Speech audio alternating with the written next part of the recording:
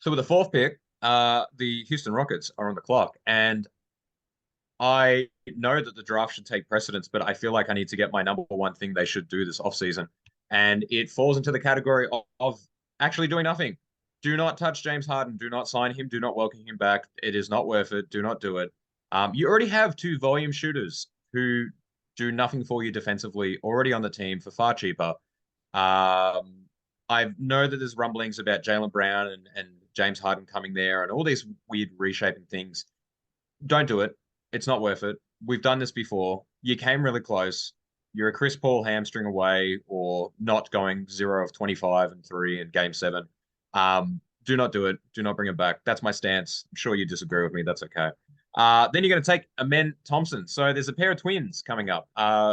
Probably maybe the Morris twins in 2023. I don't know.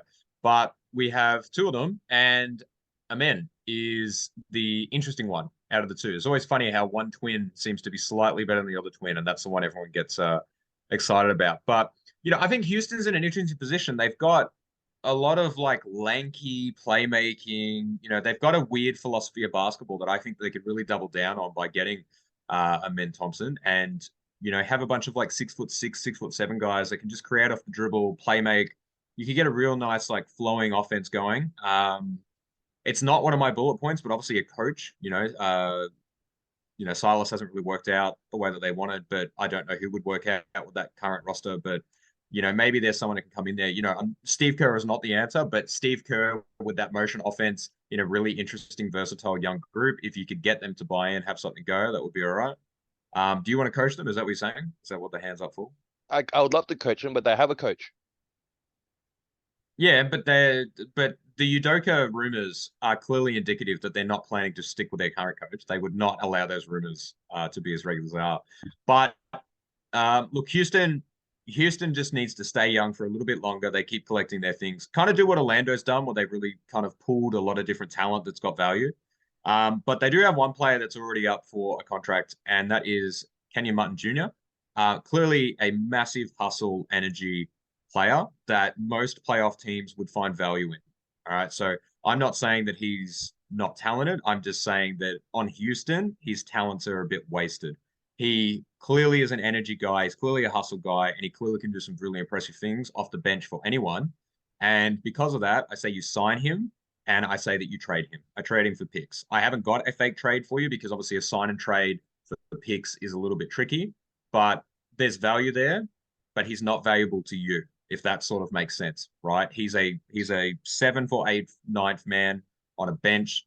Like I think of Memphis, for example, he'd be great coming off the bench for Memphis, just giving them some energy, finishing some lobs, really just like creating a bit of havoc when Jaren Jackson's in foul trouble. That's the caliber player that he is. So you take a first round pick or a couple of seconds or even like another role player and just flip that as talent. And that's kind of what Houston should do over the next couple of years.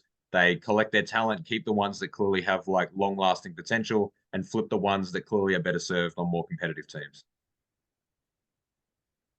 You know what? I understand everything you're saying. One part of me, and we talked about whiteboards before, right? There's plan A and plan B. Yeah, there's always plan A and plan B. And often with an NBA franchise, it's stay put or change course, right? That's probably the most two often, taken routes. Yeah, there's really not that many choices otherwise. I think the Rockets do not have the talent here to firstly get to the playoffs and to win playoff games. Um, if you look down their roster, they've got prospects. Yeah, Jalen Green, probably his first one that jumps to the mind. Sengun is obviously the second one that jumps to the mind. Kevin Porter Jr. He's been going for a while now, actually, and yeah, he's a prospect. He's a talent. Would most teams that need a guard, take him as a six man maybe, or a lottery team put him as a starting guard and give him a go? Yeah, exactly what the Rockets are doing here. But I don't see any of these players taking a leap that's needed to take them to the next level. They need a franchise player. That's probably the easiest way to summarize it. Okay, they need a franchise player, which they do not have at this point, nor do I see anyone there developing into that. If they had got the first pick, that's a different story. Wembanyama's coming to the town. Wow, keep your young core, build around Victor Wembanyama. You're on the right path now. Okay, but they did not get the first pick. That's the thing. Um, I think firstly, internally, the staying put is important, but they got to take strides defensively. I think that was the biggest aspect of the Rockets last year that I know, we were talking about, teams, the players scoring lots of points and things like that. And that happened a lot against the Rockets because they couldn't stay in front of anyone. All right. And I think the first part is getting that defensive identity because teams have to be ranked in like the top 10 or not top 5 more often than not to be a competitively built team. Okay. If you don't have that culture and that sort of ability, you're not going to win games.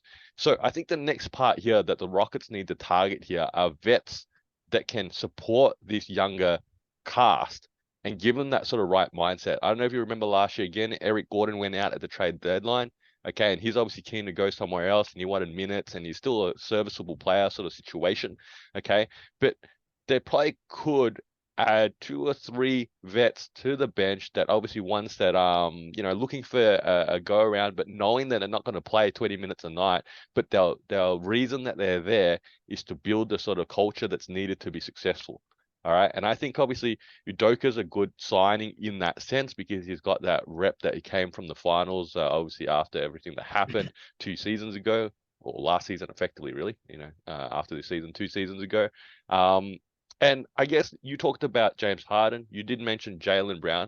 I think they should swing for Jaylen Brown. I think after everything that's happening in Boston right now, Jaylen Brown suddenly becomes a candidate everyone looks at. And Boston has to look at what do we do here? Is this team peaked out? And this is a very different conversation from a week ago, absolutely. But hey, life changes quickly in the NBA landscape sometimes, right? All right, especially when you're about to get swept. All right, and I think the Rockets should look at making a play for someone like Jaylen Brown. They got obviously salary cap space as well, so I don't know what sort of package it needed to put together here to be able to make it happen. But bringing him in reunites him with Joker as well, obviously. Okay, and then you sort of go from there, and there's a level of staying put, but they do need some vets. You don't just stay put with the same core of players here because they're too young, they're too inexperienced, they're not in the right pathway anyway. Yeah, look, I mean, it's tricky because they are doing the whole be bad, be young, and see what happens. And, both Kevin Porter Jr. and Jalen Green have probably developed some bad habits now, right? The expectation that offenses go through them and they get to take 15, 20 shots a night. And neither of them are really demonstrating the efficiency or the elite level to have that role be thrust upon them. Perhaps Jalen Green could be a second or third option on a team. One that comes to mind, not that it's a logical trade, but if he and Chris Middleton swap places, just Jalen Green naturally have a slightly more efficient lifestyle because of the presence of Giannis. But you want to take Jaylen Brown. I think we recognize that, yeah, the Celtics may do something drastic. It'll be interesting when we finally get to them and what the path forward will be for them after as we have alluded to, 6 Eastern Conference Finals and really nothing to show for any of them besides a inability to win the finals after being up 2-1. And Jaylen Brown is definitely an interesting concept, but I have my reservations on that as well. I think sometimes it can be a real lure of a name, right? A player that's been on all-star teams or a player that is a big name. Sometimes you really want to grab them to jumpstart a franchise when there's no reason to believe that, right? So Chris Middleton, big name championship player, clearly made all-star teams, but I don't see him as a player that you want to get on a up-and-coming franchise or a franchise that's really hit the reset button because he's not actually going to shift anything for you. And no disrespect to Jaylen Brown, but I don't think he would do that for the Houston Rockets. James Harden wouldn't anymore. He did at one point, but these game changer players, I don't see it, right? Maybe Dame Lillard. Maybe that's where Dame Lillard needs to go, right? Maybe that's how that I plays out. I think Harden went there. Remember, Harden went there as a six man from OKC, and then blossomed into the All Star, Superstar, Hall of Famer player that he probably will be. And I think Jaylen Brown seems like a logical target here for what they're trying to do because he's only 26 years old. Yeah, he's still got he's sort of arriving at his prime right now. He's got the reputation or the experience with Udoka in that sort of sense, and he's always been a number 2 option. What would Jaylen Brown look like without Tatum? Yeah, and I think that's the a level of you'd think that there is some other gear he can step up here, and I think that's what the Rockets are lacking. You know, you mentioned it. I don't think neither of us agree that any of the players right there are going to turn into an all-star player even at a minimum. I don't think I don't think we're saying Jalen Green's going to be an all-star, or any other player on the roster currently. And you can't win without all-stars. You're going to have get some level of all-star quality talent. And I think they need to go out there and sort of shop for someone, like Jalen Brown.